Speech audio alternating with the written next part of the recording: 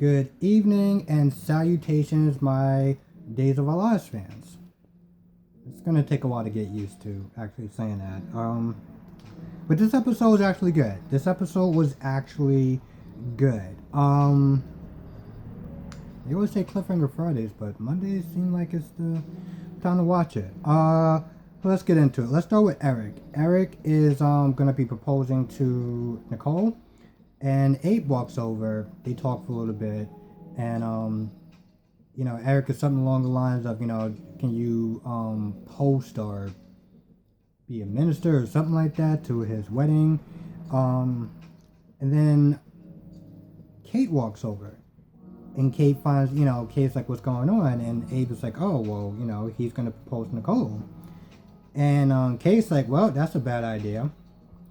And so she starts listing all these different reasons of, all the different things that Nicole has done to, screw over Eric. And pretty much it's just like, she's just not worth it to go through that heartache again. So they're talking and stuff like that. And Eric or whatever, I guess he gets loud. And they start getting loud with each other. And Nicole walks in. Nicole's like, what are y'all talking about? And Kate makes up some sort of BX excuse about ordering or doing some sort of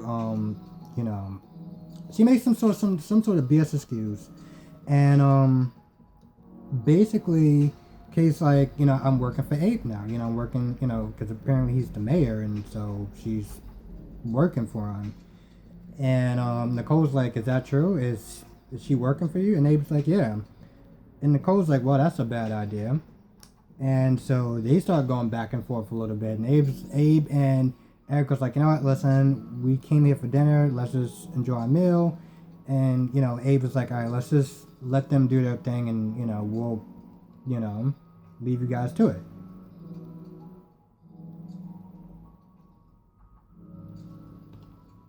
So on Eric's side of the room with Nicole, they're talking about, all the stuff that they've been through and how long they've known each other, like 20 years, Jesus Christ.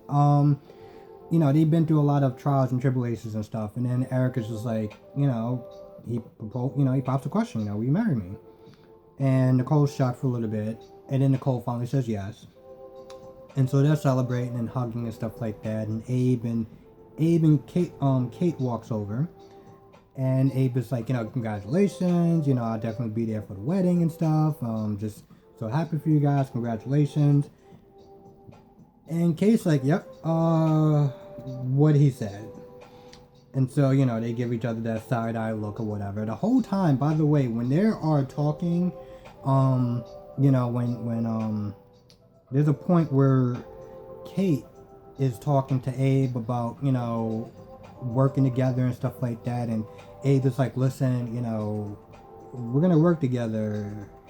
You gonna have to kind of tone down your diva-like ways, let's just sit there and say. And the whole time that, Kate is sitting there talking to Abe, she is constantly giving Nicole the side eye. I don't know what history, what beef they got going on, but it is deep. It seems like it's old, but not forgotten. Anyway, so, after, Abe says congratulations and stuff like that, he walks, and Kate walks back to their table, and Eric is like, listen, I'm gonna talk, let's talk, I want to tell my parents the good news, and then they walk out, and that ends that scene with them. So now I'm actually gonna start to get to the good stuff. Not that their stuff was bad, but, my highlight, my favorite part was after everyone got the text. So everyone got a call. Zoe got a call to meet Orpheus at the warehouse, and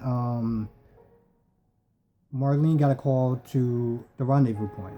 So everyone, you got Marlene and Steve is about to head out, and Justin's like, oh, well, I want to go too because you killed my wife and this, that, and the third. And Steve is like, yeah, that's a bad idea.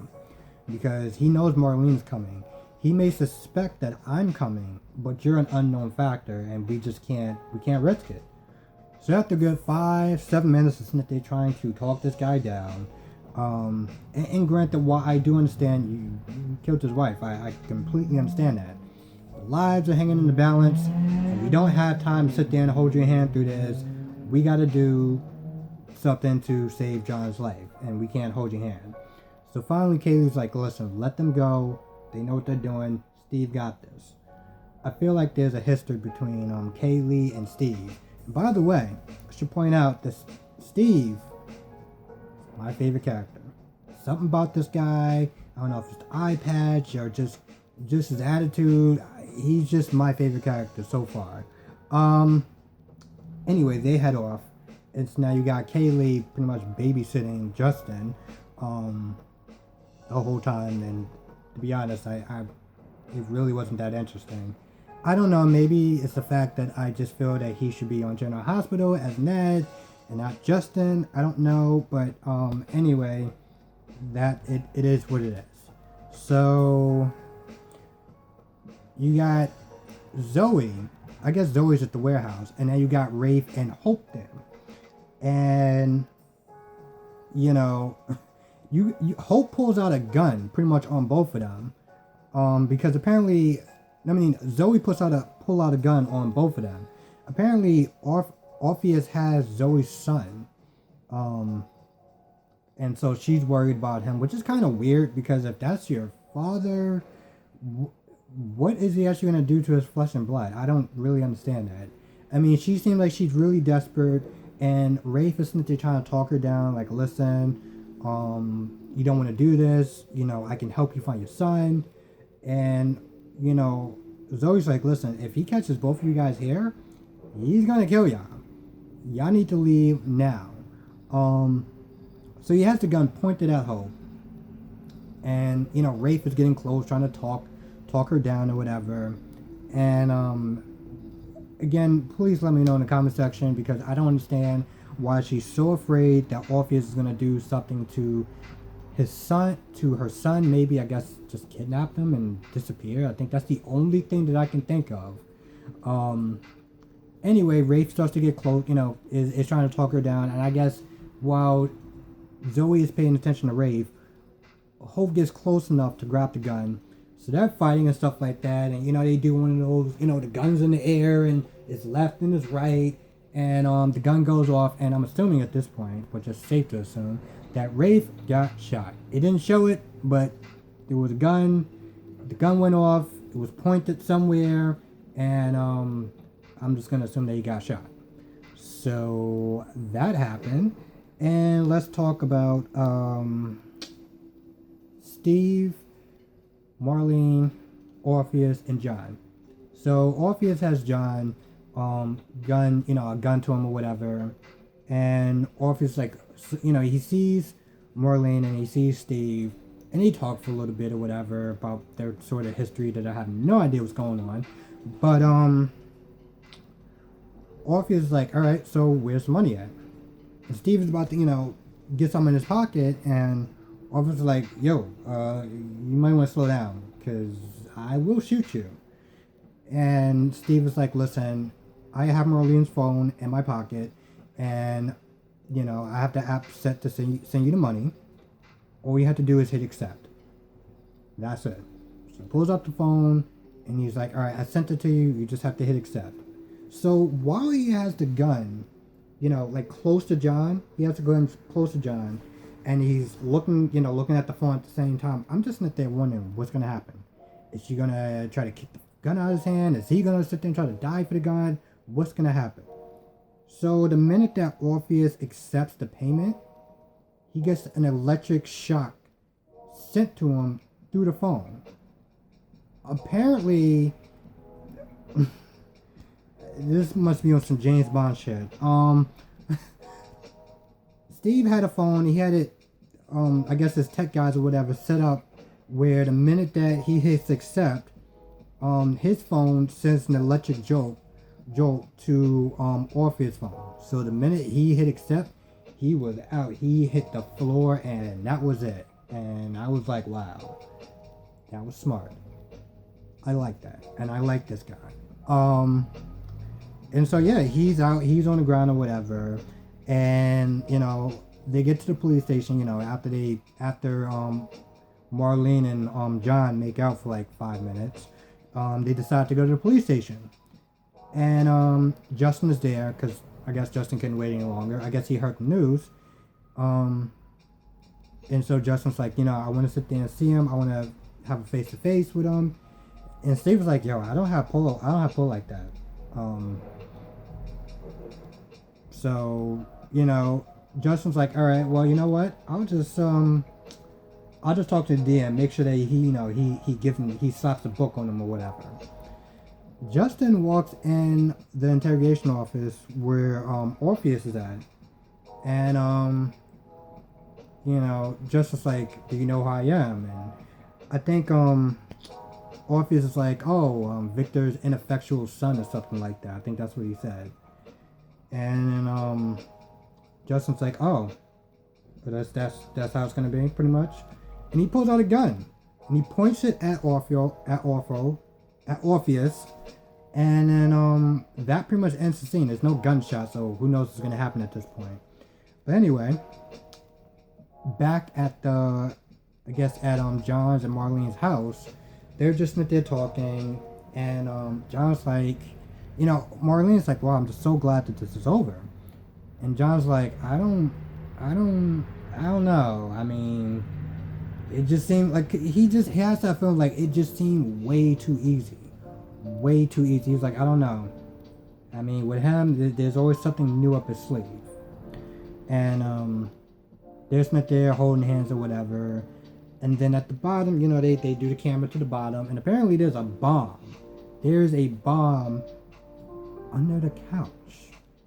Like, he just puts a bomb under the couch. I don't know at what point in time he managed to actually do that, but yeah. So he has a bomb under the couch, and that pretty much ends the soap opera.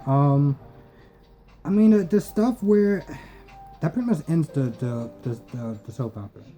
I mean, there were some scenes again with Kaylee and Justin. Kaylee seems they're trying to comfort Justin, pretty much babysit him and make sure that he doesn't run off and do something stupid. Let me just pause it for 1 second. Yeah, that's that pretty much is it for that pretty much. Yeah, that's pretty much it for Days of Our Lives.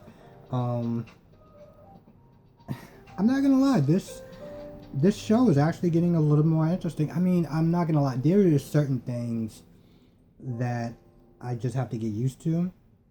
That I didn't know there was that much of a difference. Like, the acting style is different from General Hospital to Days of Our Lives. Days of Our Lives is a lot like One Life to Live, and it's just something to get used to. But you know what? To be honest, the story is getting interesting. There are some characters that I am starting to like. There was one scene, and I gotta replay it back. I was watching it with someone where John got hit with a baseball. I guess he was trying to play catch with his son or something outside, and it just beams him right in the head, right in the eye. And I thought that was the funniest thing that I seen on the soap opera ever, besides Jason and Cyrus. But this soap opera, I'm not gonna lie, it's definitely starting to get better. It does take a bit to get used to. Characters' names, motivations, and acting is a little different. But I think once I start watching it, it's just something that I'll just get used to. But so far, it's not bad. It's not bad. I am definitely interested to see how it's gonna play out. So yeah, that's gonna end this recap or review of Days of Our Lives. Thank you for watching. I really do appreciate it. And like I said, I'm definitely want to get a lot better with these reviews. I know the first one's kind of rough, but I actually am starting to remember names now, which is actually pretty cool. So yeah, thank you for watching. Thank you for liking the videos and commenting. Really do appreciate it. And I will see you in the next recap or review.